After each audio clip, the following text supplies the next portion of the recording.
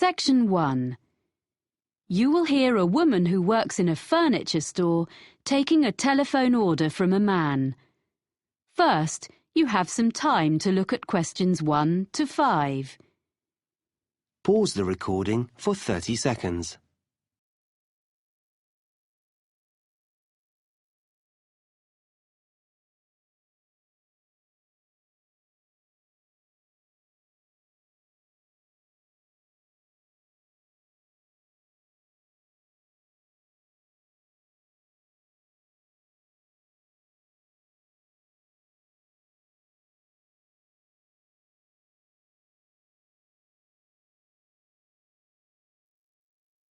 You will see that there is an example that has been done for you.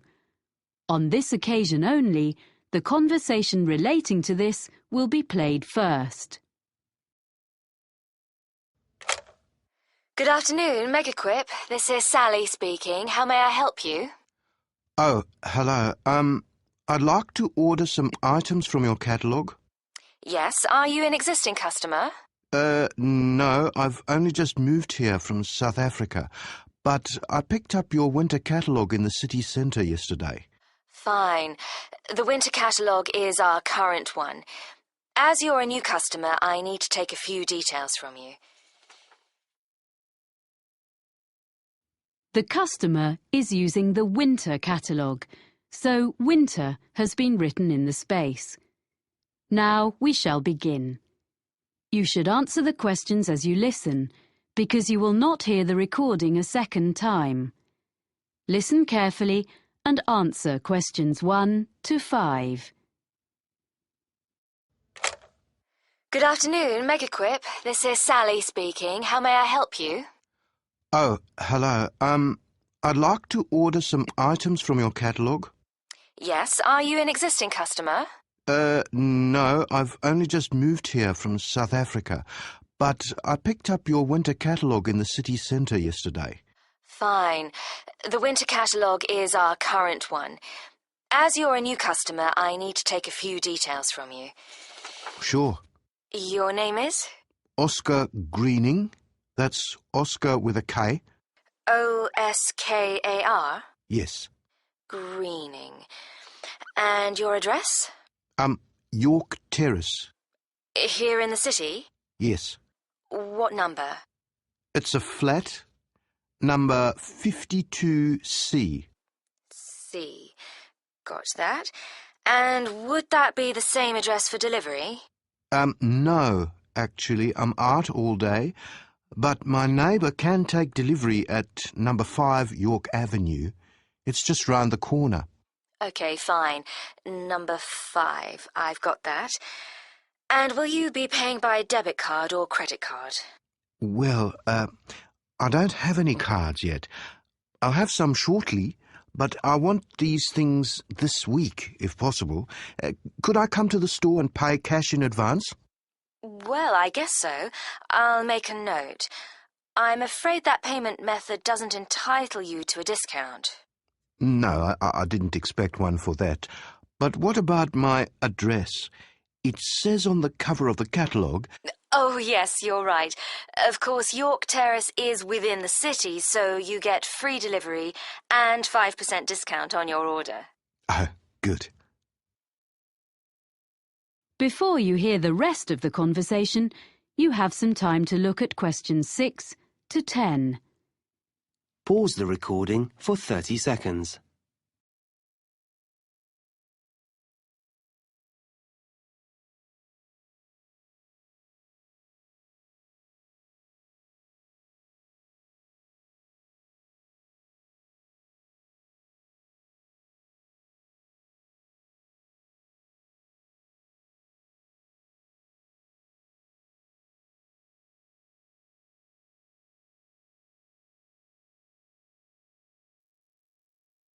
Now listen and answer questions 6 to 10. So, what would you like to order? You have our current catalogue, you say? Yes, I need 3 things for the room where I study. My office, I guess. The most urgent is a desk lamp. Is your catalogue number 664 in stock? 664? That's, not Home Office. It's in the living section of the catalogue. It is. I want a small one that clips onto the edge of the desk. Yes, no problem. In which colour? I'd like the greyish-coloured one, please. Oh, you mean the shade we call slate. Yes, it's a nice colour. And I wondered, could I get that when I come in to pay, rather than waiting for delivery? I really need to be able to read at night, and the lights in this flat are useless. Yes, I'm sure that'll be okay. I'll note down that customer will collect. What else did you want? Well, I need a chair which gives good support when I'm using my computer. I saw one in your home office section, and I think it would suit me. It's on page 45, item number 129. Yes? And it's fully adjustable, isn't it? Let me see. Height, yes. Back, yes. I'm not sure about the arms, though. Oh, that could be a problem. I'm very tall. What about 131 on the same page? That has adjustable arms, seat, everything. But can I get that in the same colour? I mean, the green, like the one it shows. Oh, they all come in the full range of colours. OK. So I'll go for 131 in green then. I think you'll like that. My brother's very tall and he uses one. We can make sure there's one on the delivery van to you early next week. Oh, good. Thanks. And so, lastly, I need a filing cabinet for my documents. A little filing cabinet with 2 drawers. OK, 2 drawers. Do you want the ordinary one or the lockable one? It's an extra £20. Sorry, what's that? You can have it with a lock, which is more secure. Oh, yes, please. OK, so that's number 153. It doesn't by any chance come in slate, does it? Well, it's similar, but the commercial office furniture doesn't come in so many shades. So it's grey? That's right. Fine, that'll do. Now, about delivery, the 2 items will probably come at different times, as we have the chair in stock here, so our van will bring it, as I said. The filing cabinet will be coming direct from London, so today is the 29th of September. Say not more than 4 days. That'll be delivered on or before the 3rd of October. You'll have them both within 4 days. That's fine. I'll drop in tomorrow morning to pay and get the lamp. Thanks for all your help. Thank you for your order. Let me know if we can do anything else for you. Thank you. I will. Bye. Bye.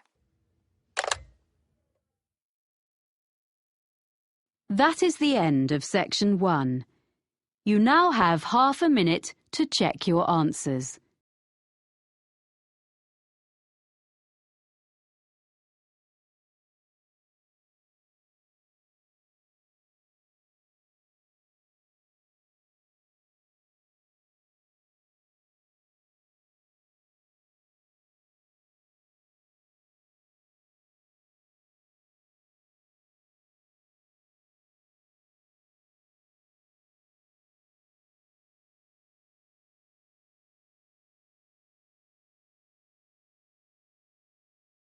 Section 2. You will hear a man taking a group of tourists around a museum site. First, you have some time to look at questions 11 to 14. Pause the recording for 30 seconds.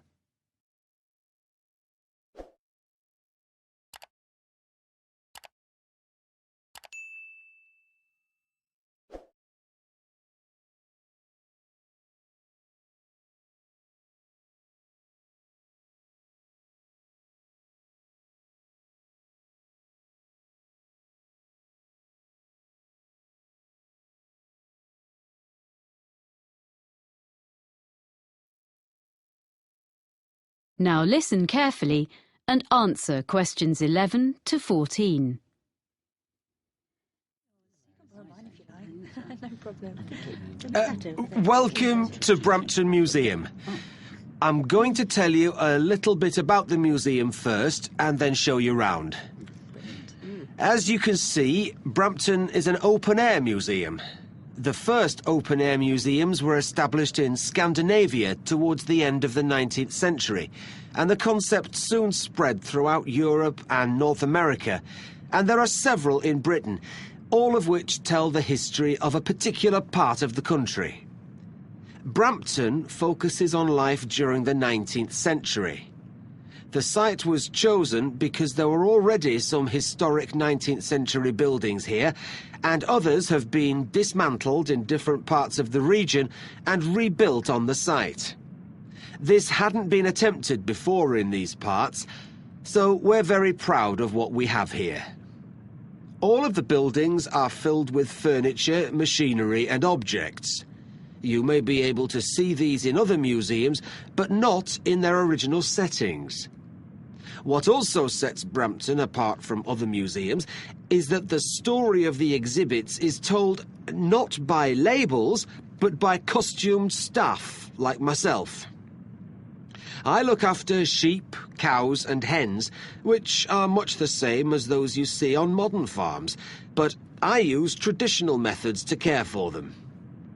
You will also be able to see a blacksmith and a printer, as well as other craftspeople. If you talk to them, you'll be able to find out what life was really like 150 years ago.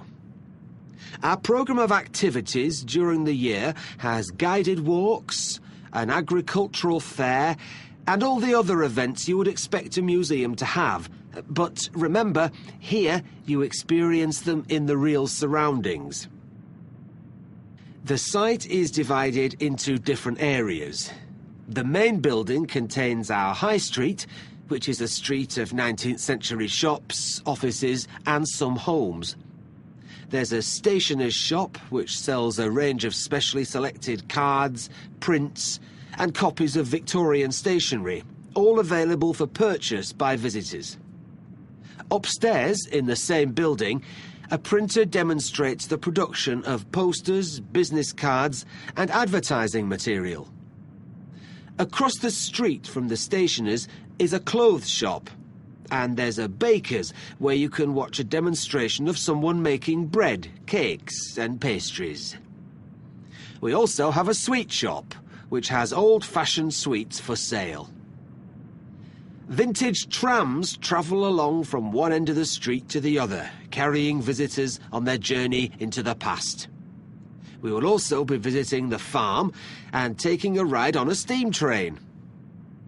Of course, the main form of transport in those days was the horse, and you can watch horses being exercised in the old stables. This part of Britain was famous for coal mining, and on the site we have part of a mine which opened in 1860 and was worked for over 100 years before closing in 1963. Visitors can put on a hard hat and take a guided tour underground to see how coal was worked and to experience the working conditions in the early 1900s. Before you hear the rest of the talk, you have some time to look at questions 15 to 20. Pause the recording for 30 seconds.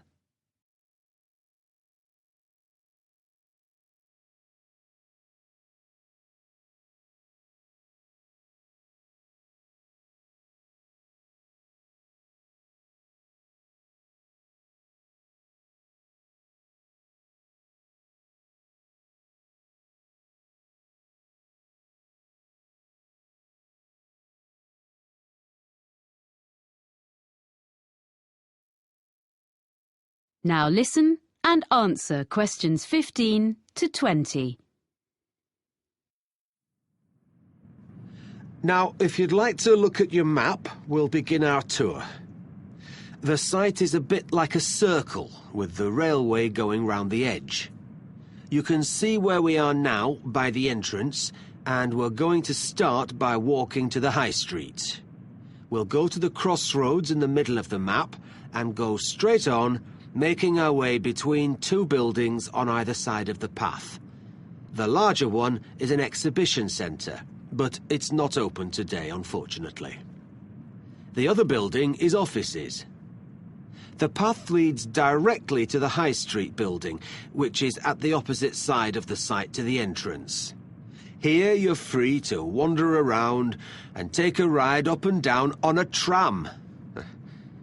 We'll then take the path which follows the railway line and crosses it to the farm. If you wish, you can have tea in the farmhouse, and there'll be time to look at the animals and the machinery. Then we cross the railway line again and visit our special attraction, which is the coal mine. It's just in front of us, here at the entrance. We'll return to the crossroads and walk through a small wooded area to the manor house. This is one of the original buildings on the site and belonged to a wealthy farmer. You can look round the house and gardens and talk to our guides who can tell you what it was like to live there. We will then follow a path which goes past the pond and will take us to the railway station, which is situated between the path and the railway line. Finally, we'll take the steam train back around the site, passing alongside the High Street and the coal mine back to the entrance. So, if you'd like to follow me...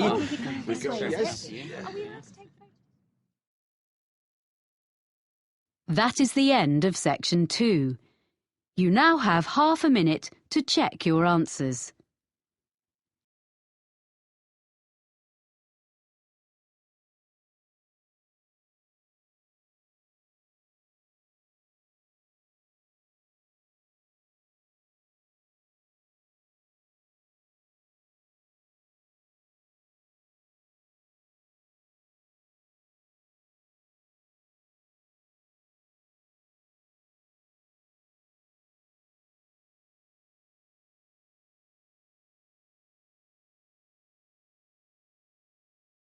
Section 3.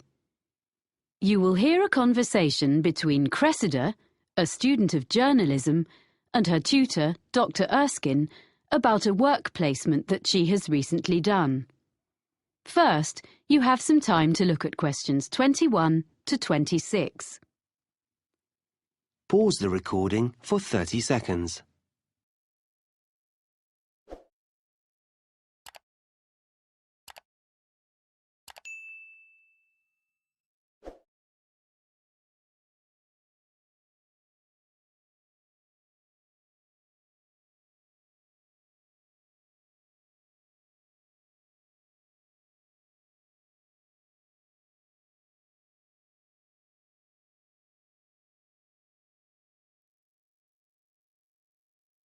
Now listen carefully and answer questions 21 to 26.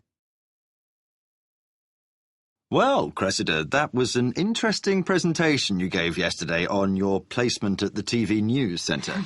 Thank you, Dr. Erskine. I did work hard on it. Yes, and you did entertain the class. They enjoyed your humour, but you informed them too. But I felt there was a bit of a backstory. You know, something you weren't telling us. So how was it really?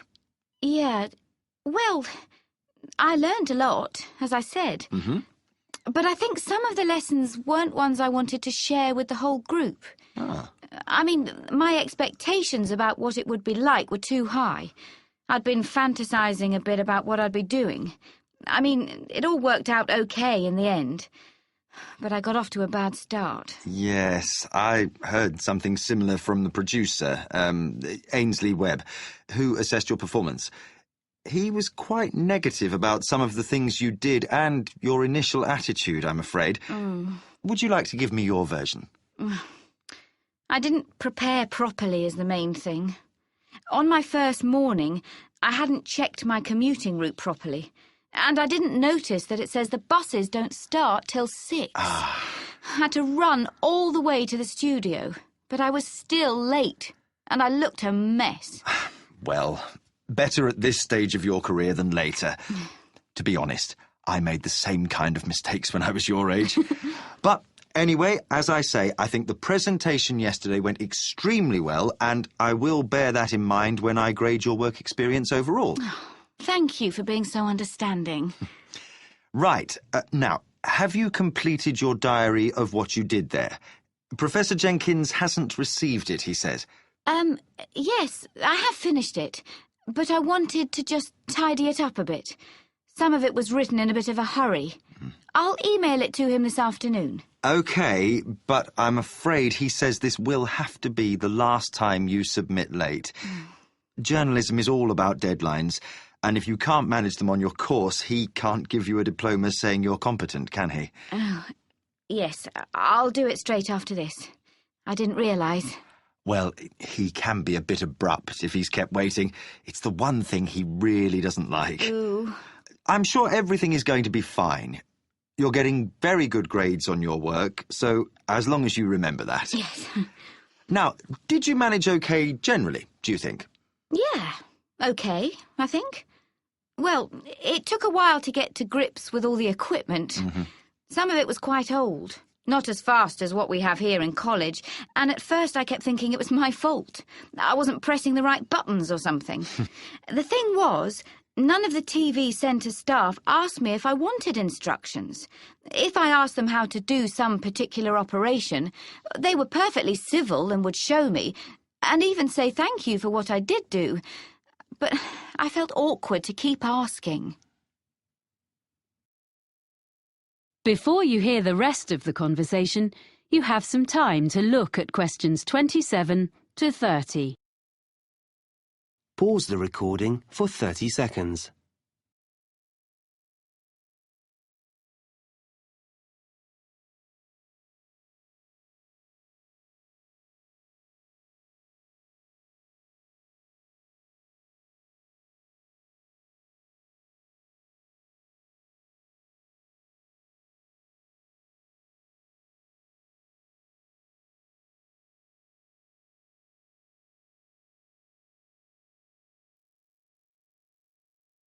Now listen and answer questions 27 to 30. Now, well, let's just review where you are, your write-up, and what you're going to include going forward to next term. First of all, did you eventually feel you were given enough to do? The first couple of days were manic. The production team was short of staff, and I was rushing all over the building, taking messages to various people and fetching things. Of course, I didn't know my way around, so I kept ending up in some storeroom or somewhere, instead of the studio I was meant to be in. Or I mistook some important visitor for a colleague because I didn't know who anyone was. Then, after that, things sort of calmed down. So sometimes I was hanging about until someone decided to give me a chore. But I had a piece of luck at the end of the week, because they got a new bit of equipment which was the same as we have in the editing suite here, and I knew how to use it, which none of them did. So that gave me a bit of status. Unfortunately, it meant I spent the next 3 days stuck in the editing suite. But by the end, I'd shown I wasn't just a silly student.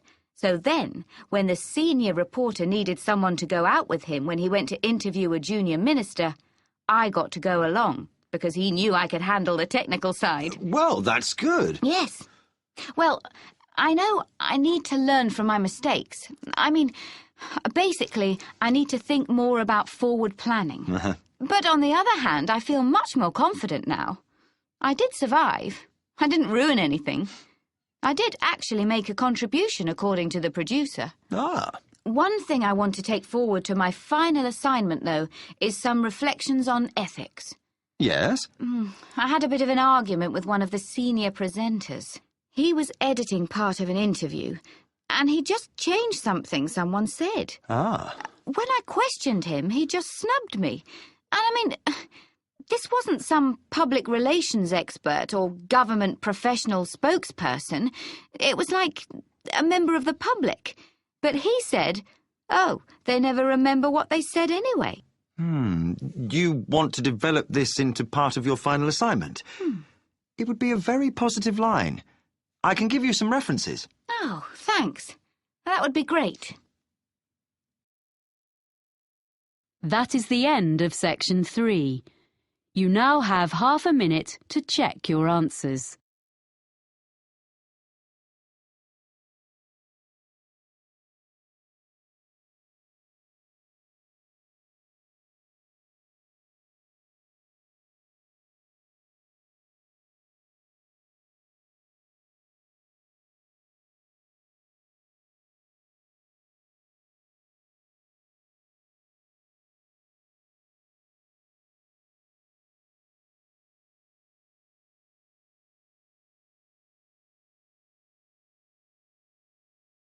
Section 4. You will hear a lecturer talking about the history of the electric guitar. First, you have some time to look at questions 31 to 40. Pause the recording for 1 minute.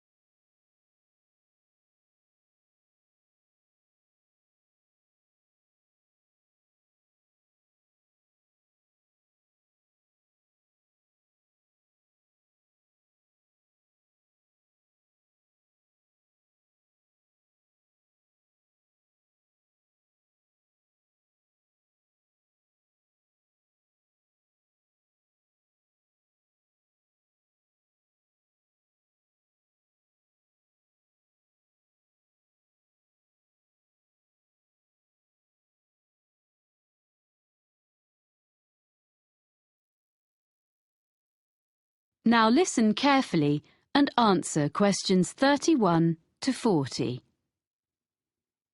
During today's lecture in this series about the history of popular music, I'm going to look at the different stages the electric guitar went through before we ended up with the instrument we know so well today. The driving force behind the invention of the electric guitar was simply the search for a louder sound. In the late 1890s, Orville Gibson, founder of the Gibson Mandolin Guitar Manufacturing Company, designed a guitar with an arched or curved top, as is found on a violin. This made it both stronger and louder than earlier designs, but it was still hard to hear amongst other louder instruments. During the 1920s, with the beginnings of big band music, commercial radio, and the rise of the recording industry, the need to increase the volume of the guitar became even more important. Around 1925, John Doppiera came up with a solution. He designed a guitar known as the National Guitar with a metal body which had metal resonating cones built into the top. It produced a brash tone, which became popular with guitarists who played blues, but was unsuitable for many other types of music. Another way of increasing the volume was thought of in the 1930s. The C.F. Martin Company became known for its Dreadnought, a large, flat-top acoustic guitar that used steel strings instead of the traditional gut ones. It was widely imitated by other makers. These mechanical fixes helped, but only up to a point. So guitarists began to look at the possibilities offered by the new field of electronic amplification. What guitar players needed was a way to separate the guitar's sound and boost it in isolation from the rest of a band or the surroundings.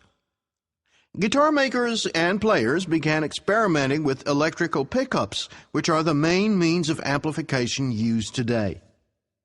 The first successful one was invented in 1931 by George Beecham. He introduced to the market a guitar known as the frying pan, because the playing area consisted of a small round disc. The guitar was hollow and was made of aluminum and steel. He amplified the sound by using a pair of horseshoe-shaped magnets. It was the first commercially successful electric guitar. So by the mid-1930s, an entirely new kind of sound was born. Yet along with its benefits, the new technology brought problems. The traditional hollow body of a guitar caused distortion and feedback when combined with electromagnetic pickups. Musicians and manufacturers realized that a new kind of guitar should be designed from scratch with amplification in mind. In 1935, Adolf Rickenbacker produced a guitar which took his name, the Rickenbacker Electro-Spanish. It was the first guitar produced in plastic, which, because of its weight, vibrated less readily than wood. It eliminated the problems of earlier versions, which were plagued by acoustic feedback. The Electro-Spanish had its own problems, however, because it was very heavy, smaller than other guitars of the period, and was quite awkward to play. Developments continued, and in 1941, Les Paul made a guitar which he called the Log. And true to its name, it was totally solid. All previous guitars had been hollow or partly hollow. It looked slightly strange, but the next step had been made towards the modern electric guitar. The first guitar successfully produced in large numbers was made in 1950 by Leo Fender. His Spanish-style electric guitar, known as a Fender Broadcaster, had a bolt-on neck and was initially criticized by competitors as being very simple and lacking in craftsmanship. Yet it was immediately successful and was particularly suited to mass production, spurring other guitar companies to follow Fender's lead. In 1951, Leo Fender revolutionized the music world yet again when he produced an electric bass guitar. This was the first commercially successful bass model to be played like a guitar. It was easier for players to hit an exact note. That's why it was called the Precision. Although there had already been electric stand-up basses, this was much more portable. It is now standard in the lineup of any rock band, and some historians suggest that entire genres of music, such as reggae and funk, could not exist without it. In 1952, the Gibson Company became Fender's first major competitor when Ted McCarty created the Gibson Les Paul guitar. It was distinctive because it was colored gold. The reason for this was to disguise the fact that it was made from two different kinds of wood. In 1954, Leo Fender responded to this successful instrument by introducing the Fender Stratocaster. It is easily identified by its double cutaway design and 3 pickups. This model may be the most influential electric guitar ever produced. The modern guitar as we know it was here to stay. That is the end of section 4. You now have half a minute to check your answers.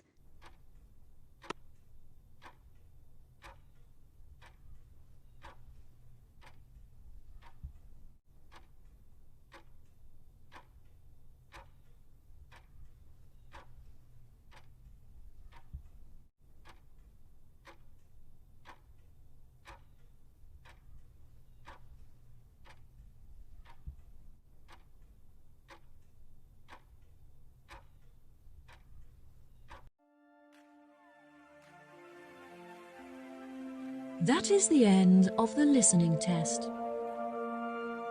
In the IELTS test, you will now have 10 minutes to transfer your answers to the answer sheet.